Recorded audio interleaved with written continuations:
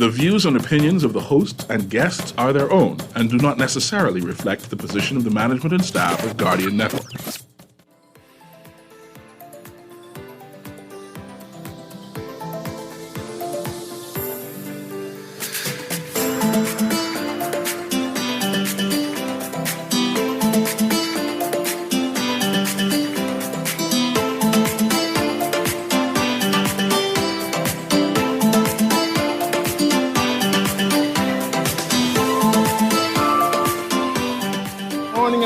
Guardian Radio AM. Today is Tuesday,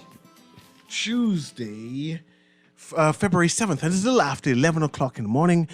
Once again, this is C.A. Newry, and I shall be your host for today as we have a lively and provocative discussion about Bahamians. Bahamians live in a different type of life, but a Bahamian life.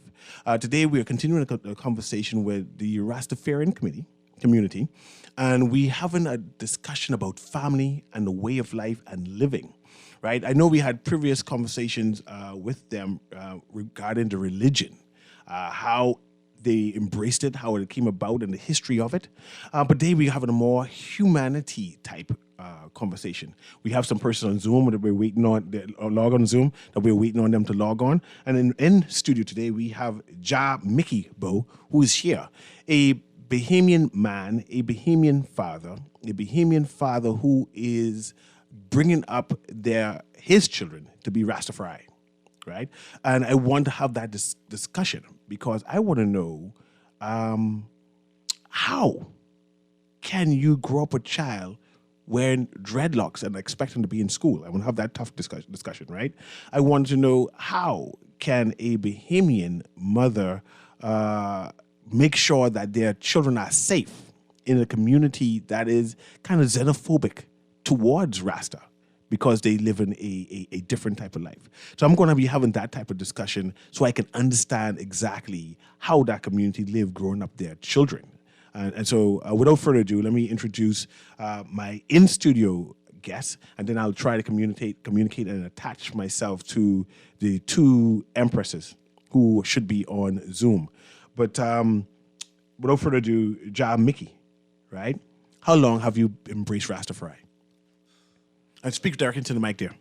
Blessed Lord, honorable, give thanks for this dear day. This dear day, what is actually our new year, February 7th.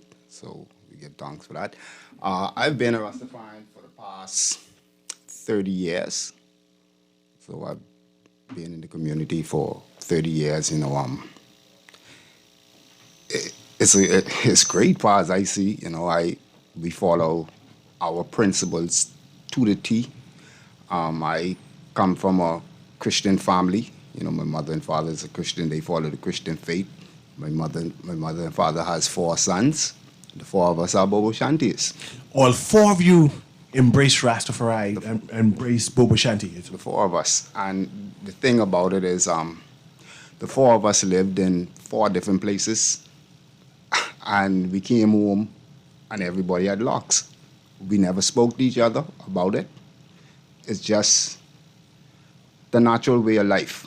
You know, when we grew up being able to question things and not just take everything at face value. And I think that's what give us as brothers that seek for that knowledge. And when you seek the knowledge, if you seek God, you will find him. I understand. We find him. And there's a famous biblical quote, as for me and my house, we will serve the Lord.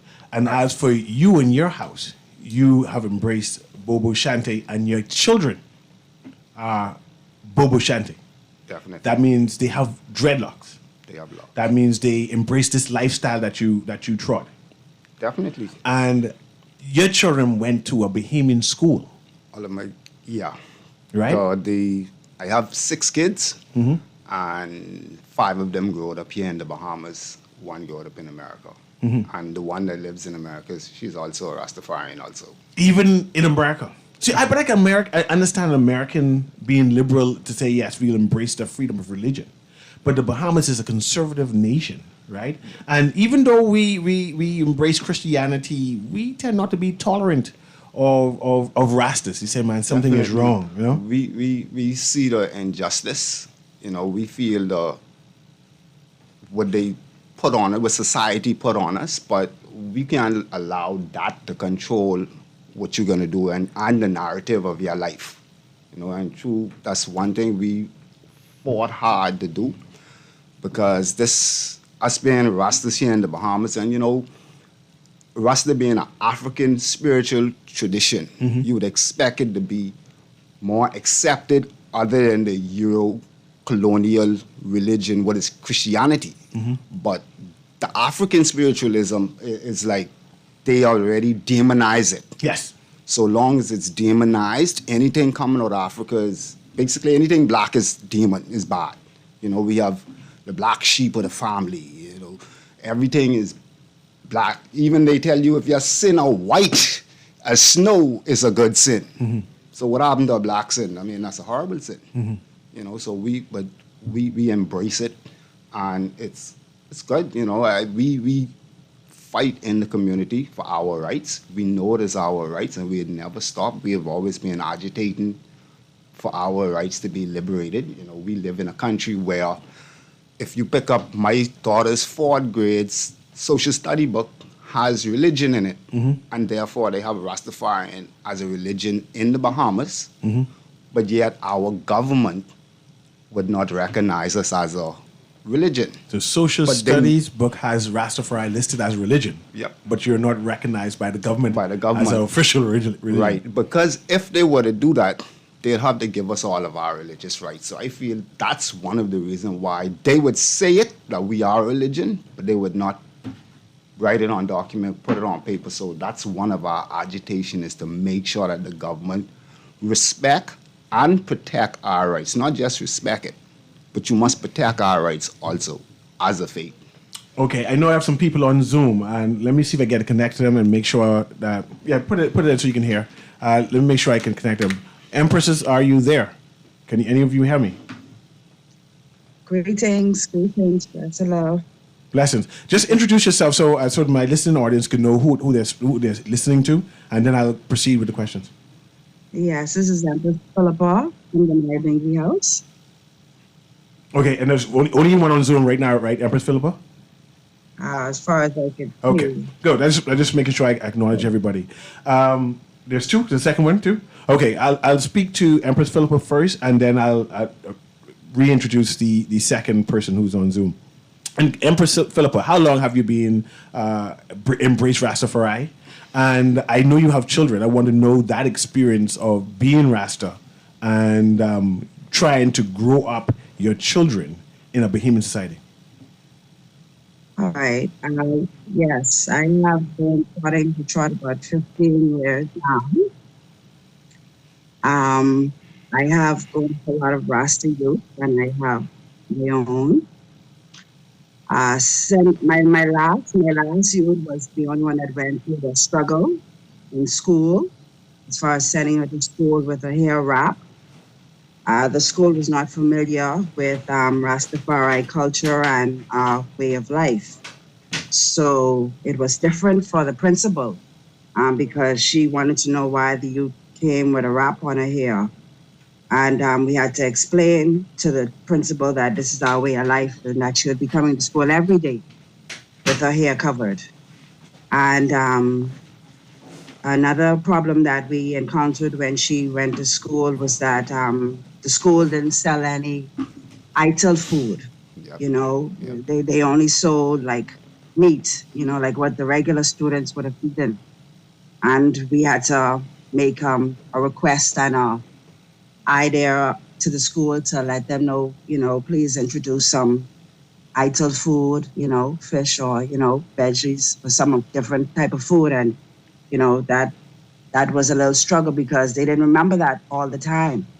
And another struggle was, you know, as Rastas, when we pray with our eyes open and, and behold the Trinity.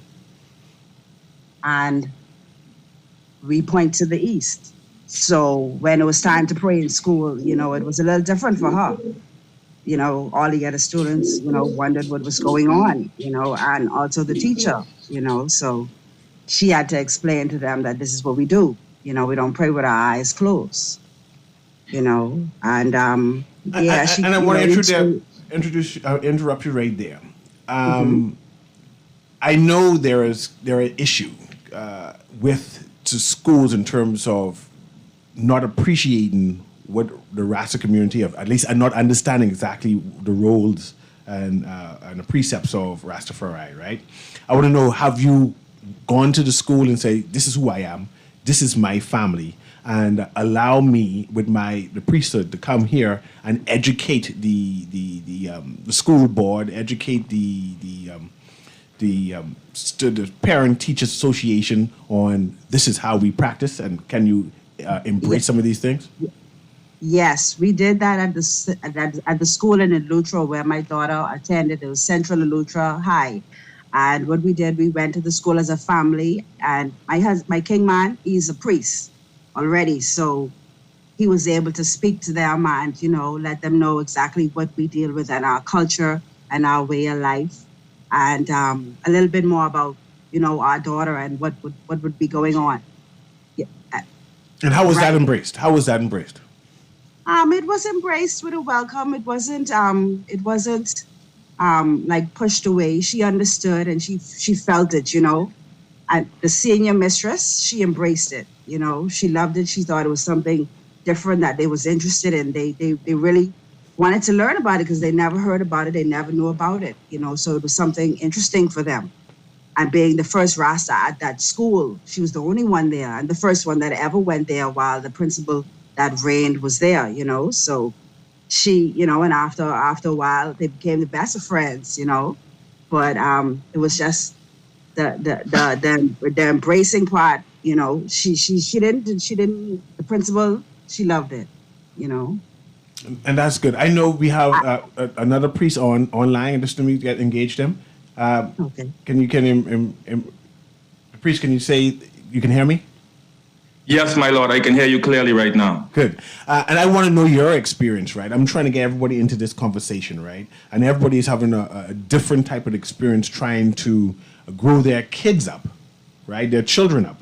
Yes. And having that quality of life with culture. And I want to know what it is that you are doing to make sure that the system is helping you, embracing you. And I want to know, again, the frustrations that you've had, the frustrations that you're going through still, that at least the persons who are listening say, okay, let me make some adjustments for you. Okay. Well, blessed love to my Rastafari family and to my Bahamas family at large. Give thanks for life, health, and strength, among all things, through the Black Christ in flesh, King Emmanuel VII, Adonai, God, Jah, Rastafari. We give thanks for such a gracious radio host that would give Rastafari a platform to express our truth, which is the truth of the black man. For Rastafari is the only man who, after being brought through slavery and brutalized for 530 odd years, never left his culture, never left his way of life. For Rastafari is a way of life. Even though the Europeans would classify us as a religion, we are not a religion because the word religion is from Europe. And we were practicing the true and righteous way of life from creation. As a Rastafari, I give thanks for the strength of our elders who led the way before us. My name is Honorable Priest Tafari Thompson. I have been a member of the Rastafari community for over 30 years and a Bobo Shanti for over 25 years. And learning of the truth of Rastafari has been the revelation of my life. My father named me Tafari when I was born. I never had a clue or idea to what it meant until I was 17 or 18 years old. At the time, I was attending UB, which was called College of the Bahamas at that time. And a Rastafari brethren stopped me in the street one day and he handed me a pamphlet. And this was 1992, it had the centenary, the 100-year anniversary of the throne of David, of Emperor Selassie, who was the 225th descendant of the throne of David. So I was like, what? There's a black man sitting on the throne of David, so I must investigate. So doing my due diligence, me and my brethren investigated and decided that for us to have a king of the throne of David, who is a black man, that we must represent this king, and Rastafari are we the people who represent the throne of David. Now, as to the liberty, my grandfather's name is Salathiel Harvey Thompson. He was the first black commissioner of the Bahamas. And he told me personally from the 80s how his police force, he instructed them to brutalize the Rastafari community because Rastafari was looked at as a lower class of society. Rastafari was looked at as criminals. Rastafari were looked at as people who were lost from society. They were not respected for upholding their traditions that was brutally beaten and taken away from them. You understand me? Now, as time moved on throughout the late 80s and 90s, everyone started to realize that, hey, basically there was a Rastafari in every family within the country. Even within the house of the politicians and the prime ministers and the priests, everyone had a son or a daughter or a cousin who was a Rastafari.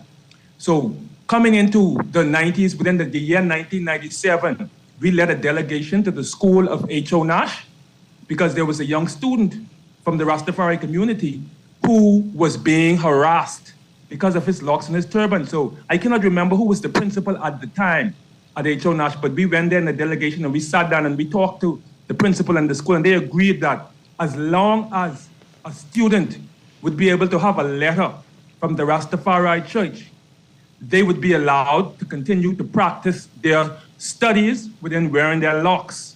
And we let them know that, first of all, their question was marijuana. First of all, marijuana is a sacrament.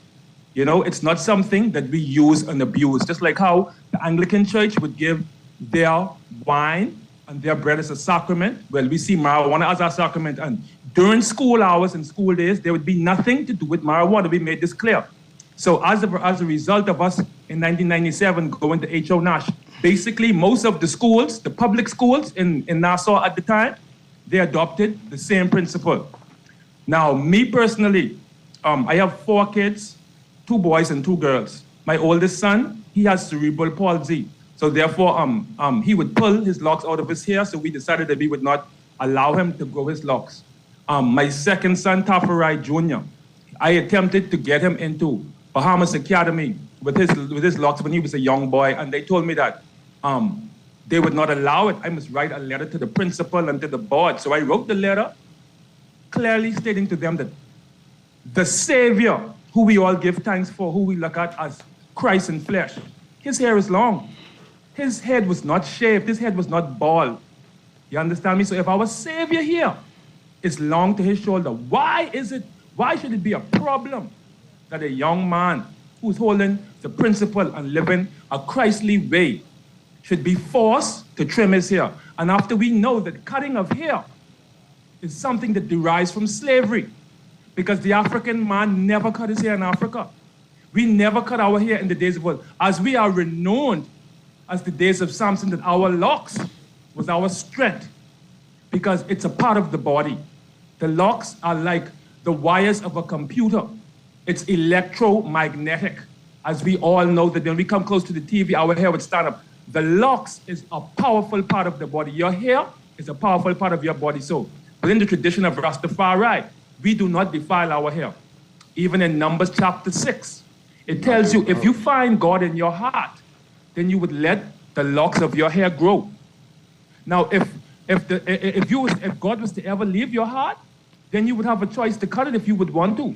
But me personally, and the Rastafari movement say, if we find God in our heart, we would never let him out. But priest, what did the Bahamas Academy say regarding the child? Okay, yes, continuing with Bahamas Academy now. After I wrote the letter, they still refused to allow my son in the school with his locks, and at the time his mother grew frustrated and she trimmed my son's locks, which caused me a great heartache. So we attended Bahamas Academy up until about his 10th or 11th, up until about 9th grade. He transferred to SAC, where also they would not allow him to grow his locks. But now that he's graduated, he has decided within himself to grow his locks. We as the Rastafari, we do not force no locks upon no one. And we don't even force our children. We try to grow them in the right way and teach them the right way that they would be able to make decisions for themselves, just like how our mothers and fathers grew us up within the Christian organization. And when the time came, we found our road, which is deeper than Christianity, because Christianity originated in the oldest Christian kingdom in the world is Ethiopia, where the throne of David is to this day. So we as black people always had the truth about Christ. We did not need to get it from Rome or from England or from any British power, because they used the name of Christ to come and conquer the Western Hemisphere. Okay. They used the name of Christ. Pardon me? Okay, priest, and I want you to continue this story, but I know that Prophet John Mickey is here too, and he had a testimony that he wants to express. Because I hear that Rasta children are taking tests to go to private schools, private institutions, which is mostly religious institutions.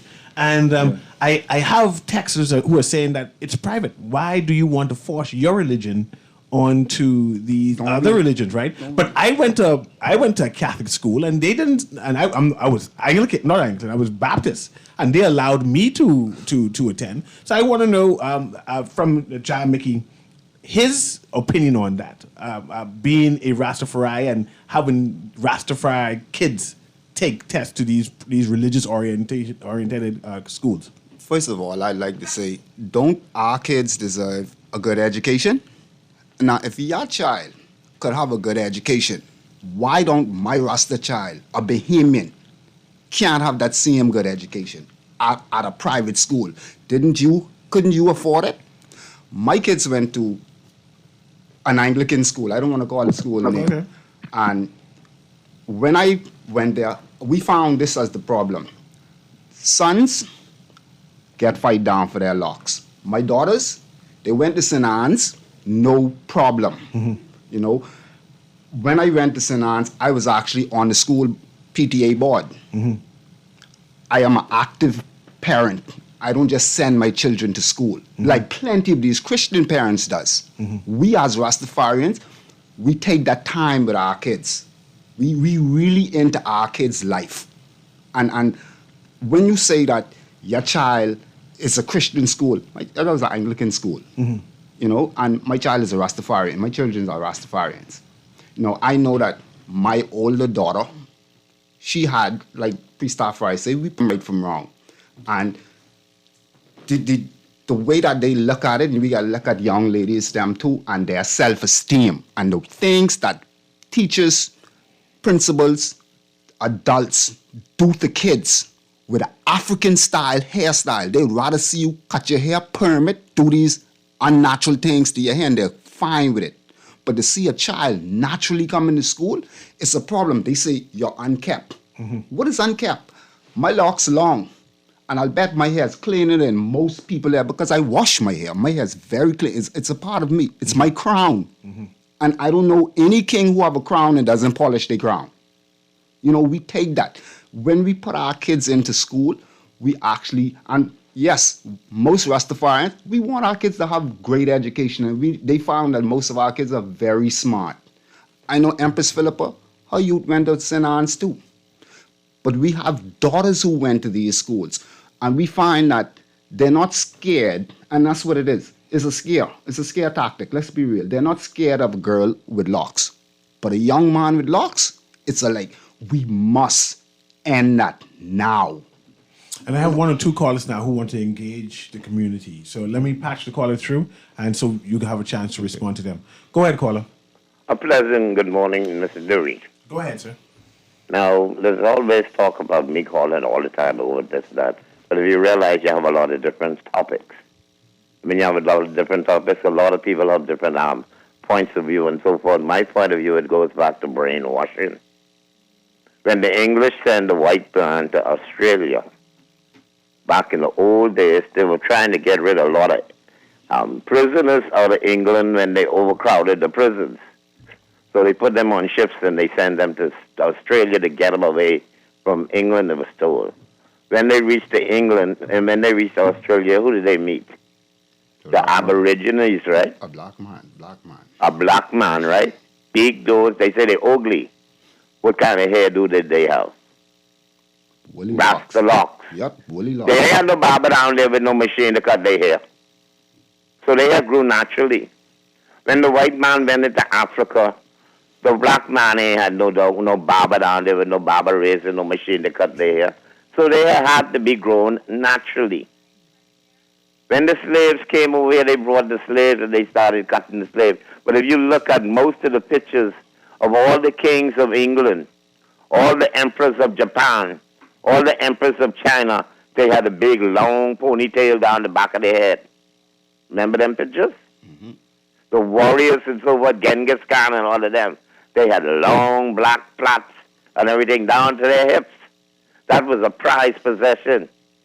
Inside the Bible, the strength of the strongest man, they said, in the Bible was Samson.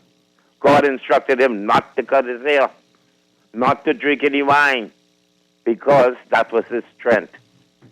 And he lost his strength and his eyesight the minute he drank wine with Delilah. Remember that story? Mm-hmm. All of this comes from brainwashing, and I told you before, with the white man. Back in years gone back, I think it was Freddie Munnins Jr. that had a problem and his children would go into Kingsway Academy, a private school. But remember, in our Constitution, we have the right to religion. And definitely we have a right to religion. But Empress Philippa, are you there? Let me ask you a question. I have a question from a text. Empress, are you there? Yes. Yes. Yes, I'm here. I have a text here from a concerned mother. She's asking, if your child in later age decide not to be Rastafarian anymore, what does that mean to you? How will you embrace that? That's it. All right.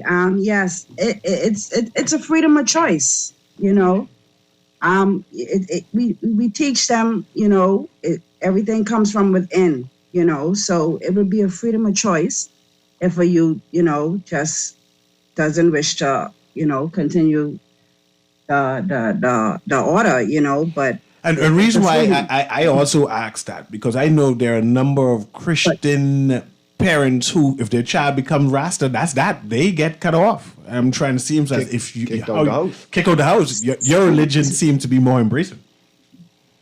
See, the foundation is already in them, you know, so, you know, what in will still come out, you know, so the liberty and those things will still be within them, even though they might not wish to try, but then, you know, from your Rasta, you don't really say you go from Rasta not being Rasta anymore, you know, really truly within, it's still in there. You know, you just go through a trance, you know, you go through phases, you know, so, you know, sometimes you mislead, but that still is within them. Okay. I see I have two more callers now who want to engage. Patrick, call through there for me. Go ahead, caller. Can you hear me? Godly leaders is stuck in the waste. We need justice, law, and order in the Bahamas. What I want to say, right, so the brother would speak of Sir Rachel Thompson. I want you to know that a couple of his brother, Sir Rachel Jr. is there in my family, okay? Elsada Maxwell was my sister. But what I also want to say, right, that me and Fly Major, of course I was before Fly Major with dreadlocks, okay? And eating idols and stuff like that.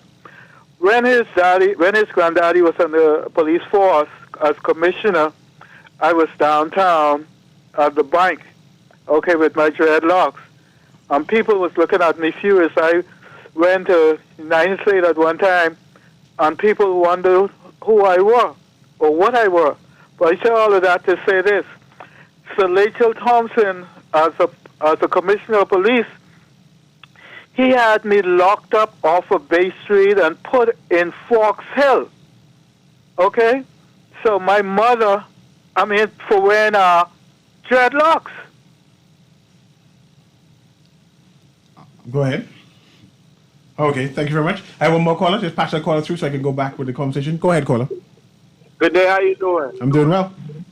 Listen, I want to say this, and I could say it, I ain't going to be too long, but I could go back all my life, and I could remember Rastas was telling us what to eat and how to eat right because they could destroy us through the food. Now, 50 years later, we suffering from hypertension. Rasta was telling them, teach us our identity, teach us our history, so we could know who we are and we could build an identity outside of the boundaries of wealth and money, because the people who control the money is control direction. Rasta tell us that Rasta tell us change the educational system because the people need to know more about themselves in order to be able to build this great country. Rasta tell them go back to the earth. And all of these things now we seeing come to the fruition. The politicians lie, but Rasta never lie. The preachers lie, but Rasta ain't never lie. The people, the lawyers, the doctors, all of them lie, and Rasta never lie, and Rastas never wanted what all of these people wanted and continue to exploit the people and use these TikToks and different schematics to be able to exploit the labor of people. But I can say this, and this could be the last thing I say. We know for sure the English way is failing. They can't even elect a government. We know for sure the American way is failing because they don't know if man is woman. We know for sure the systems that these people created is failing. The truth is the African way. The African way must lead. Ubuntu, collectivism. Without we, there is no I. Yes. Just Rastafari. Rastafari. Rastafari. Go to Priest Tafari. Blessed you mentioned the sacrament, right? And I want to know more about the sacrament because there are a number of behemoths who say, man, y'all is smoke weed and y'all abusing your children by allowing them to smoke marijuana. And I was speaking to Prophet John Mickey and earlier, and he was saying that this is a sacrament, we approach it differently. But since you are a priest, I want to know at what age does this sacrament thing start? And I want to know just basically the narrative around it, so Bohemians can appreciate the sacrament. Okay, first of all, from the first chapter of Genesis, our Father, our Creator, the Most High, Jah Rastafari, who the word Jah Rastafari means the head creator in English. See, that is what most people don't know.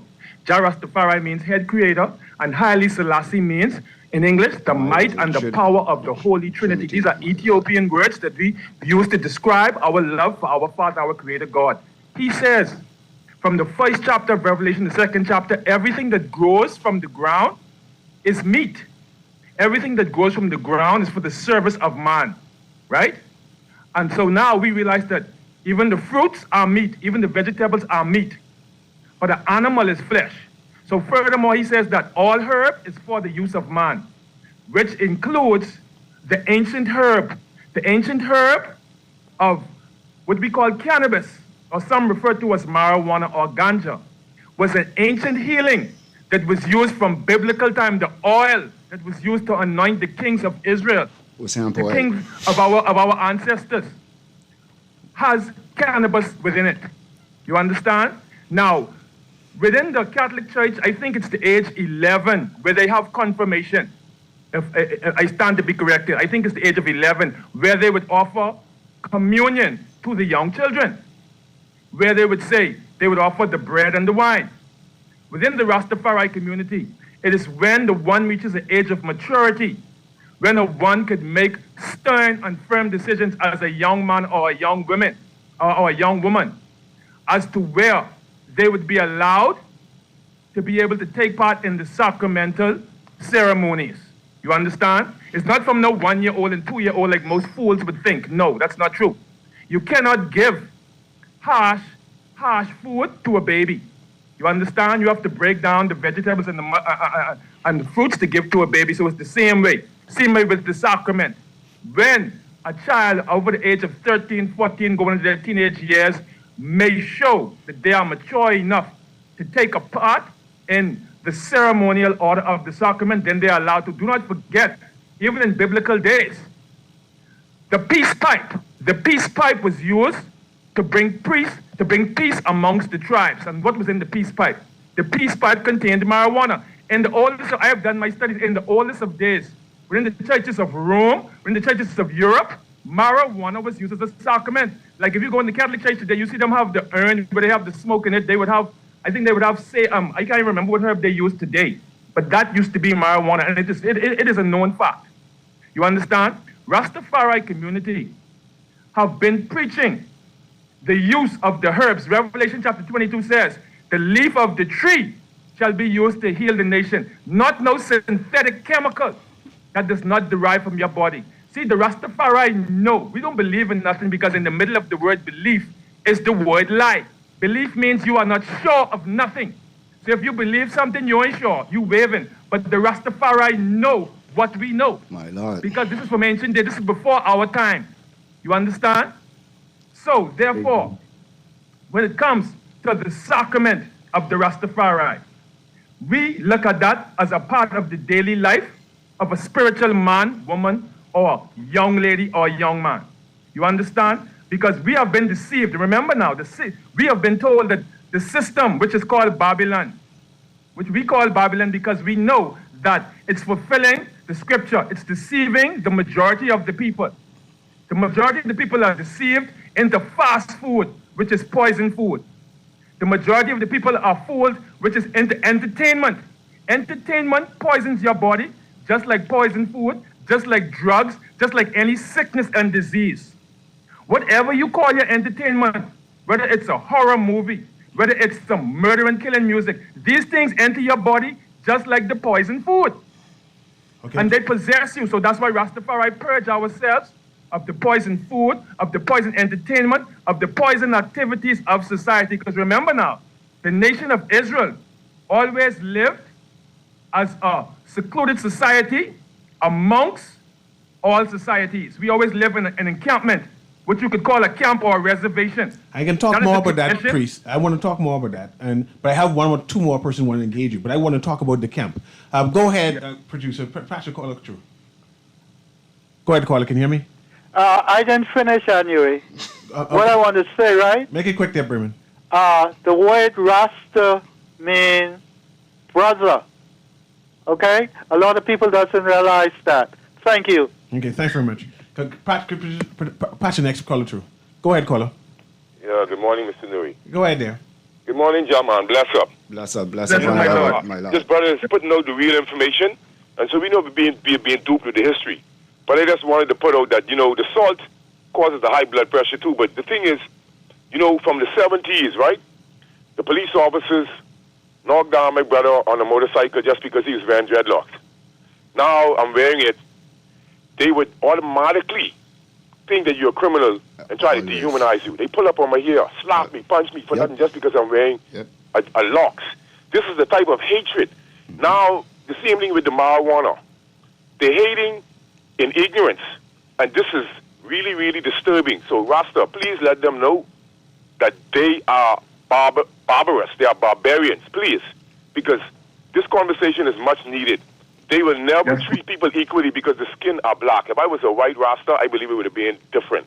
You're wearing your hair because you're separating yourself. But I'm saying that automatically when they see you like that, they have a disdain for you. So something has to be wrong within the black psyche. And so we know the history of Ethiopia. The one thing they don't teach in school, I don't know if Rasta, if you know about the Ethiopian Empire. Yep. That stretched all the way as far as India. But they hid this away from us. They don't want you to know that we had empires. We have great civilizations beyond Egypt, but they limit our thoughts and our thinking. Bless up, my brother. Please give thanks. Yes, producer, pass the next caller through. Let's get him through. Go ahead, caller. Can you hear me? Caller, can you hear me? No? Let's go to the next one. Caller, can you hear me? Yeah, I Adventist, right? My respect is due y'all. I Adventist. And the Rastafarian religion, I always admire it because it always go hand in hand with our religion. I feel like they shouldn't have been discriminative against the Rastas back then. And I feel like they shouldn't be discriminative at them now. I remember the other day, the priest, I think his name Philip Biden or something like that. Biden, yes, Philip Biden. Yes. They was trying to do something the other day where they was trying to let their voice be heard about, I think, about legalizing cannabis for their usage because, police will be harassing them and thing, and that's something they smoke as a ceremonial, something like that. They call it ceremonial purposes and stuff like that. I feel like it's too much. I feel like they discriminate them too much, and they have some of the purest religion, Yeah. My brother, I appreciate that. Brother, let me tell you something with this government. And for the people in the Bahamas, they fight us down for cannabis, but yet the government about to legalize it. for medical use because they want to make money off of it. But see, when the black man decide to do something, they fight us down for it. But the minute they see monetary value in it, they take it, they keep it for their self. Because what's going to happen? They're going to legalize medical cannabis, and we still won't get our sacrament. But they will be getting the money off of this, and this is something we've been fighting. They talk about coming to the table. AG has never come to the Rastafarian community yet, but they are about to set legislation.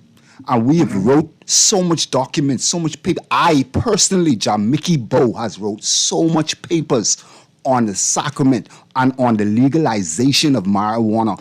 But yet, ask me, have I ever sit down with any of the stakeholders? I always think to myself, who is these stakeholders that they are speaking to? Because we have been brutalized for it. Our kids right now, and this is the thing, we do not give it like Priest Tafari tell us, if my child is 15 and he's not ready for the sacrament, he won't get the sacrament. If tell he 18, whenever he's ready, even though in the Catholic Church, and I grew up a Catholic, when we do that, when you reach a certain age, it's automatic you go in to confirmation classes. We don't do that to our kids. They have a free choice. I have children right now who've got their locks, and Brother Newry asked about it, and it's a freedom. You know why? I've talked to many Rastas who's in their 60s who will tell me they've cut their locks, and 10, 15 years later, they come forward to the faith because, like Empress Philippa said, that principle is in you.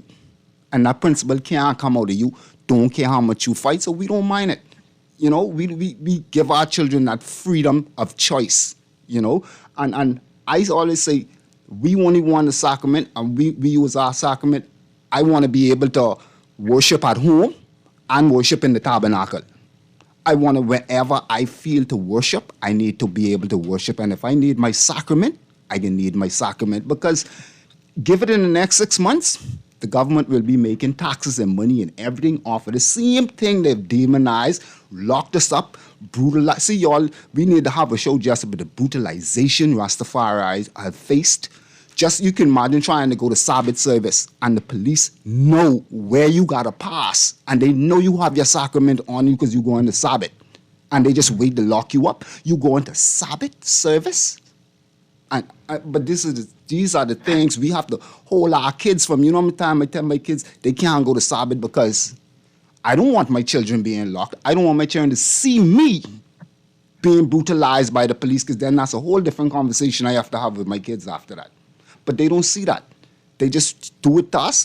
They do it to us in the front of our kids. Have you ever been for a giant, the police make you drop your pants in the middle of the road? It's happened to me. It has happened to me. Take off my band, shake out my hair, drop my pants. You know what that is? That's to degrade me as a human being, just because of my culture. Because I don't have a religion. I have a culture, a way of life. See, and that's what people don't understand with a culture. Culture, I walk my culture, I talk my culture, I live, sleep, eat, drink. Everything is me. You see? My honor, Rabbi. My Lord. Okay, I have one more call to want to engage you. Producer Pasha, caller through. Go ahead, caller. Caller, can you hear me? Caller going once, caller going once, caller going twice. That caller's gone. I'm going to ask Empress Philippa another question. The community also lives in a camp environment, some, right? And there are persons who are concerned that you are growing up your young child, your daughter child, around a camp environment. And I want to hear your commentary on that, this Rasta camp living. Right. We have sections at the camps. It's not just all in one area. You have like trails that lead to different quarters, different areas. So it's not where everyone has to be at the same place at the same time. So there's an area for the youths. You have people that live in their own houses. So it's individual quarters that ones live in. So they have their privacy, and if the youths are to be there, Most of them would be inside, or unless it's an event or a celebration, then there would be a time for them. And we also have youth days, where the youths have events where they come and perform and do chanting and different singing, you know what I mean? And we have things for them to do to keep them occupied. I appreciate that. I did not know. I have one more caller here, then I'll speak to some closing thoughts. Go ahead, caller. Caller, can you hear me? Caller, I can hear you, but okay, that's gone. Okay. Go back to Priest Farai, right? Yes, my lord. Yes, my lord. I want to go moving forward. What do you want this government to do in regard to Rasta? I know in the short, Prophet Jamiki mentioned that he wants to take his sacrament in peace. He wants not to be brutalized. But the world is changing. But I want to know, what is it that you want the government to do regarding Rastafari? Okay. First of all, I would like to say, from 1994, the Ethiopia Africa Black International Congress, the Honorable Rastafari Ambassador, His Excellency, Priest Richmond McKinney, he led a delegation to Parliament in 1994 to stand up for our legalization rights, stand up for our sacramental rights in Parliament. This was in the Tribune, this was in all the newspapers from 1994. We were teaching them that they were wrong for locking up our sons, causing them cannot go to college because their police record was scarred. You understand? From the 90s, from the 80s, we were agitating for our rights in sacramental use.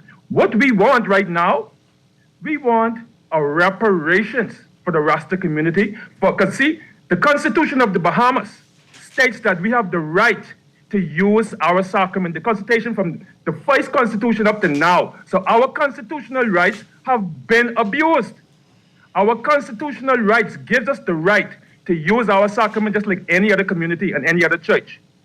Our camp is a village, remember now.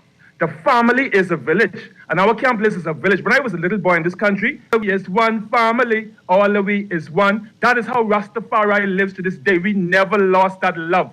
We never lost that. It takes a village to grow a child. We have never lost that love. Now that the society at large has seen that Rastafari is not the criminal, Rastafari is not no one order, Rastafari is not no mad ASS, Rastafari is none of these gangsters and these murderers and killers. When you see the murderers getting carried through Foxhill, you barely would see someone with a little locks on their head. You would never see no one with no turban, unless it's a one-off thing that something, things do happen. Everyone is not perfect. You understand? Both positivity, love, regeneration of the truth. You understand now today that we see our government seeking to legalize the same thing that everyone has been persecuted for it, whether you are Rasta or not, but the society, the element of society that's been persecuted the most for marijuana has been the Rasta community. We have been ostracized, we have been refused jobs, we have been refused participation in athletic competitions because we use marijuana.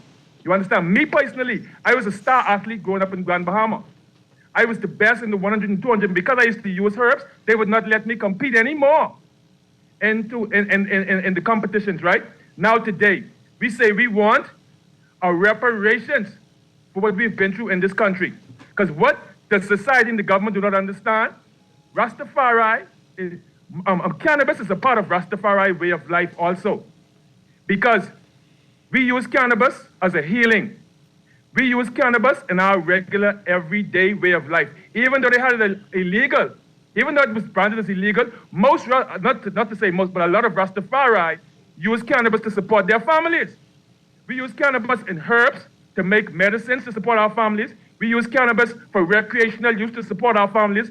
So we want the government to know that under our sacramental rights, recreational use comes within our sacramental rights. Being able to transport cannabis, being able to distribute cannabis throughout society to anyone in society, that is part of our sacramental rights because we have been doing that all of our life. We don't want them to think that they can just tell us, oh, you can use it as a sacrament in the back of the camp, but only for us to know. We have been administering this cannabis to society at large from Rastafari was created. And we are the leaders in administering cannabis to society for herbal remedy, for medical remedy, for recreational use, for any use. We are the leaders in that, and we want to be respected that way. We want to be respected for the brutality that we bear. Some of us from our own family. We have a brother who would lock up his brother. Because we know that when you become an officer, you have to be sworn that if a family member was in trouble, you would go for them. So they will send your family for you. You understand me? So we want a recompense and a reparation in the name of defending a law that says is not valid. Any law that says the Rastafari cannot use, possess, distribute, and travel with cannabis is against the Constitution of the Bahamas. And we have run out of time, and I need to bring you back because there are a number of texts I haven't read yet. People asking some questions, so I'll make more time. I'll make more time because I want to understand the community. I want a formal apology. A full formal apology. I understand. Yes, okay. Yep. Blessings to everyone. This has been Guardian Radio in the AM with C.A. Newry. We have members of the Rastafarian community here, and we're just asking and having some conversations about the community in general. Have a wonderful day.